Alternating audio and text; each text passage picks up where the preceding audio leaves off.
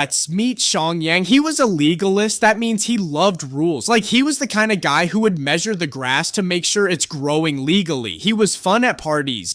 He started his career in the State of Qin, but he was just a low-level officer. Basically an unpaid intern. He had a plan to rule the world, but nobody would listen to his PowerPoint presentation. The old prime minister saw Shang Yang's talent. On his deathbed, he told the king, listen, Shang Yang is a genius. You have two options. Make him the CEO or eliminate him immediately. Do not let him lead. The king walked out and laughed. The old man is senile. Why would I hire a nobody? And why would I end him? He did neither. He let Shang Yang go. That was a critical error. Meanwhile, in the West, the state of Qin was struggling. They were poor, backward, and bullied by everyone. The new Duke Xiao posted a job ad looking for smart guys. Will pay in land, P.all's help.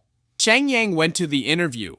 At first, he tested the waters. He talked about moral leadership and being a nice guy. Duke Xiao literally fell asleep. We are getting invaded and you're talking about kindness? Next, Shang Yang realized the boss wanted results fast, so he switched tactics. He talked about the way of hegemony.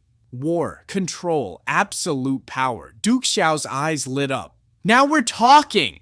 They talked for 3 days straight. They were finishing each other's sentences. Duke Xiao found his soulmate. He gave Shang Yang the job. Fix my country. Do whatever it takes. But there was a problem. The old nobles hated change. We've always done it this way. Shang Yang knew that to change the country, he had to break the old rules. And to do that, he needed trust. Nobody trusted the government. So Shang Yang decided to pull a publicity stunt. He planted a giant wooden pole in the market and made a ridiculous offer. It was the most expensive log in history. The offer was simple. Move this log from the south gate to the north gate, get 50 gold. That was a fortune, but nobody moved. They thought this is the government. It's definitely a trap. Finally, one guy said YOLO and carried the log. It wasn't heavy. He walked to the north gate. The crowd followed, waiting for him to get arrested or tacked. But then Shang Yang did the unthinkable. He actually paid the guy instant cash transfer, no hidden fees. The crowd went wild. Wait, the government actually does what it said? Trust established. Now that he had their attention, Shang Yang dropped the banhammer. He rolled out the new law, and oh boy, they were strict. The biggest change, he gamified war. It was called the military merit system. Before, you had to be born a noble. Now you just had to collect enemy heads. One head equals one level up. Suddenly, Qin soldiers didn't see enemies. They saw walking promotions. They saw houses, servants, and tax breaks running around on the battlefield. They went absolutely feral. He also hated merchants and artists. Useless, he said. If you aren't growing food or fighting, you are a parasite. He turned the whole country into a giant farm/barracks. Then came the Lianzhu system, collective punishment. He organized families into groups of 5. If one person committed a crime and you didn't report him, all 5 of you got punished. It created a society of snitches. You watched your neighbor watched you. Crime rate dropped to 0, mostly because everyone was too terrified to even breathe loudly. The laws were working, the country was strong. But then the crown prince, the future king, broke the law. He thought he was above the rules. Shang Yang had a difficult choice.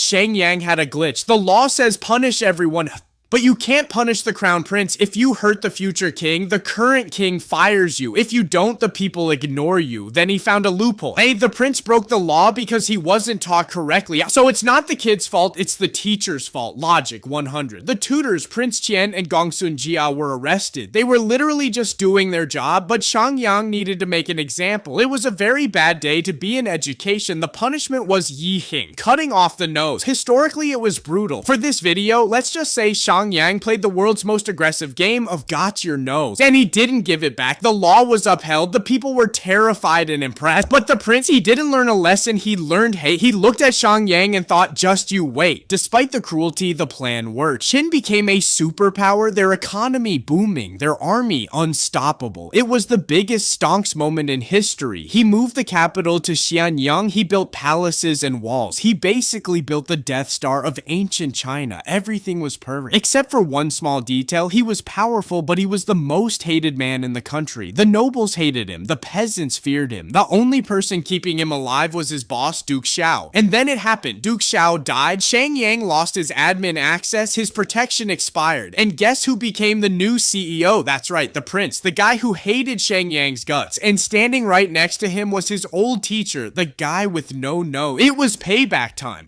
Shang Yang knew he was in trouble, so he ran. He put on a disguise, fake mustache, sunglasses, the works, and tried to flee to the border. He was the most wanted man in the country. Night fell, he was exhausted. He found a small hotel and asked for a room. He had plenty of money. He thought, finally a bed. But he forgot one small detail. The owner asked, ID card, please? Shang Yang didn't have one. The owner said, sorry, the law says if I let you stay without ID, I get executed. It's Shang Yang's law. He's very strict. The irony was delicious. He was rejected by his own law. He stood in the cold and realized, I literally played myself. He made the system so perfect that he couldn't even escape it. He tried to escape to Wei, but the Wei people remembered him. Aren't you the guy who tricked our prince? They blocked the border. Access denied. He was trapped with no hotel and no visa. He had one option left: rebellion. He went back to his own territory and raised an army. Well, army is a strong word. It was more like a few confused servants. The king sent the Qin army to crush him. The irony, these were the super soldiers Shang Yang trained. He was literally fighting the monster he created. It wasn't a battle, it was a cleanup. He fought bravely, but he fell in battle. But the new king wasn't satisfied with just dead. He wanted to make a statement. The king ordered the 5-horse split. It was brutal. It was excessive.